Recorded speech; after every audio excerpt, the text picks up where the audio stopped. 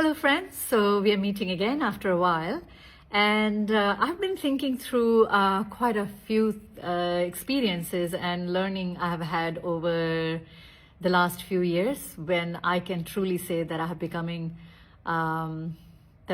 becoming more and more conscious and aware, and trying to learn about myself and the environment around me. And I have also been trying to learn a lot from certain philosophies and just the basic fundamental teachings of all time.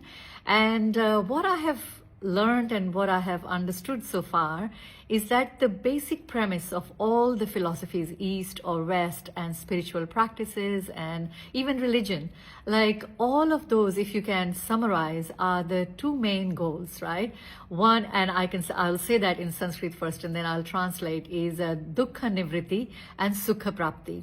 So the goal of the humans and all the philosophies that are there to help humans grow is to eliminate our miseries, our sufferings, discomfort, you name it, and to maximize the happiness, pleasure, joy, contentment. And so this is the main goal, to maximize happiness and minimize suffering. Now, so this is the established goal and a constant, no matter which philosophy, which religious practice, which spiritual learnings and teaching you pick up, that will be the ultimate goal. Now, how we get there are different paths. As we say that there are many rooms to the same door. What is the room? So the room, according to me, is a place in my heart when I feel content, I feel established in wherever I am, whoever I am, in that moment. And also understanding that life is constantly, continuously changing in each moment. So we change and our environment change. Everything is changing, nothing is constant. Because if we are constant, we are dead, we are not alive. And the fact that we are alive means that we are changing, transforming. How much we change? Some people change to the point where it's recognizable to them and others. Some people change very slowly and minimally, and some people are very deliberately trying to be on the path where they can change and get to that room I talked about, to be calm, at peace, fully established in who we are and the way we are. So, in all of that, the question is, what can we control? And ideally, a lot of us want to control everything. If we could control our environment, if we could control other people, if we could control our emotions, if we could control all of that, wouldn't that be wonderful? But the reality is that there are only two things that we can control to get to that point, or to do anything, or to even exist. There are only two things we can control. One is our breath, and the other is our reaction to anything that happens to us, to others, and in our surrounding. So just if you take these two fundamental things, that the only thing we can control is our breath, then we know what to do. Then there are very simple, basic, fundamental ways in which we can control our breath. And when I say control, it's not a force, it's not a punishment, it's not actually control. You can say regulation of our breath. And any regulation will begin with observation. So if we want to regulate anything, if we want to discipline anything, we have to bring attention. So the way to do is that just start with very simple practice of paying attention to your breath, just observing our breath, the inhale and exhale. There are only two functions, or there are only two ways in which our breath works. Inhale, energy giving, taking oxygen. Exhale, relaxing, bringing out carbon dioxide and other toxins.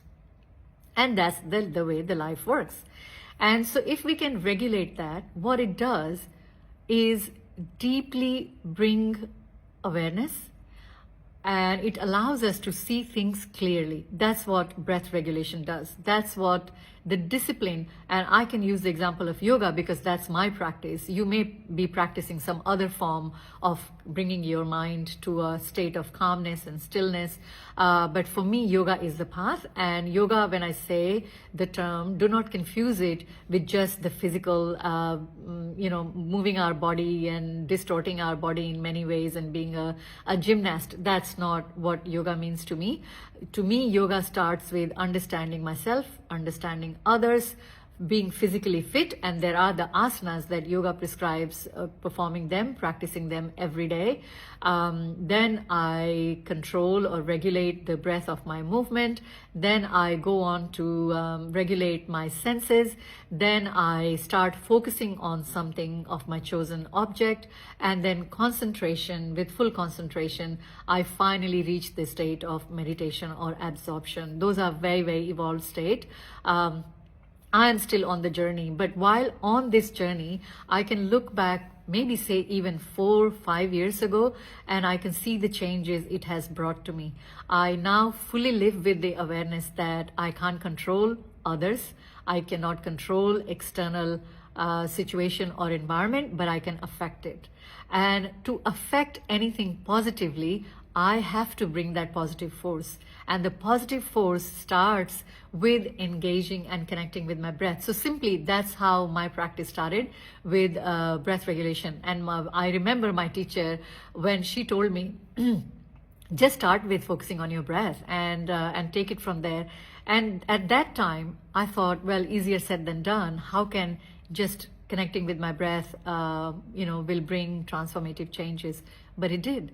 Because not just controlling the breath or regulating the breath, when we start paying attention to our breath, slowly we start paying attention to everything. Slowly we start paying attention to what we see, what we hear, anything that we perceive through our senses, anything we perceive through others, anything we read or write about, we begin reflecting. We bring a deeper level of awareness to everything. And then, so when we talk to people, when we interact with people, what they are saying is received in a clear manner. So I am not offended by people when they're making any statement. I just hear what they say as it is. And it's my interpretation, it's my perception of things that makes it good or bad, right? So someone can just simply say, oh, you are stupid, for example. And I can get depressed. I can be offended that they call me stupid. How dare they call me stupid? I'm so educated, I'm so learned. So that could be one way to look at it. The other way to look at it is, yeah, they call me stupid. I wonder what's going on in their mind. Why would they feel the need to use such a, hurtful term to me? I don't think I'm stupid, or I don't even use the term for anyone. So if I'm not affected by the word, and if I'm not affected by their behavior, then I'm not going to be offended or depressed or angry about any of that. It's their thing. It's their behavior. What they're saying, what they're doing shows their behavior, their perception, their understanding of the world, and that's how they're choosing to interact with me in that manner. But what the breath regulation has done to me, truly, I can tell you. So there is a connection between regulating my breath is when I have started paying attention.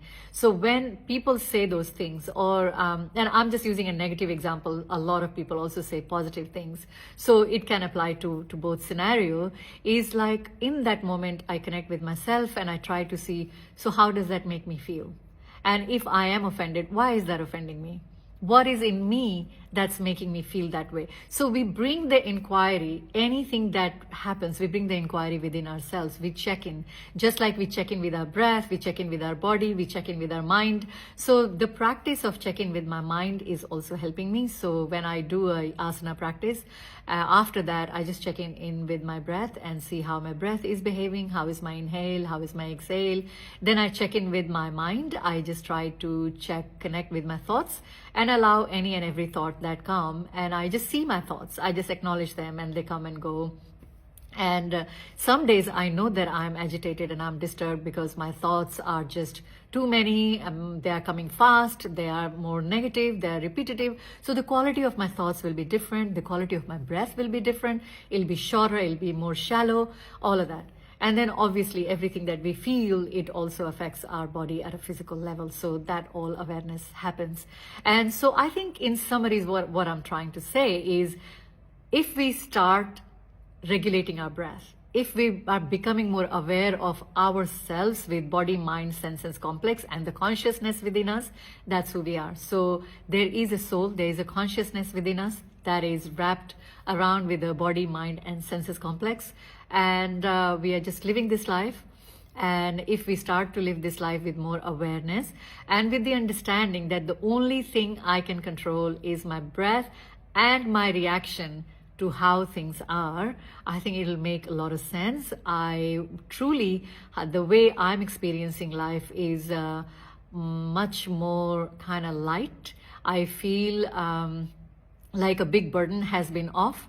I don't believe in controlling anyone or anything because I don't believe that I can change others. The only change I can bring in is within myself. And I think that understanding has helped me. And I know that everything that I'm telling you today has been told to you many, many, many times by many people.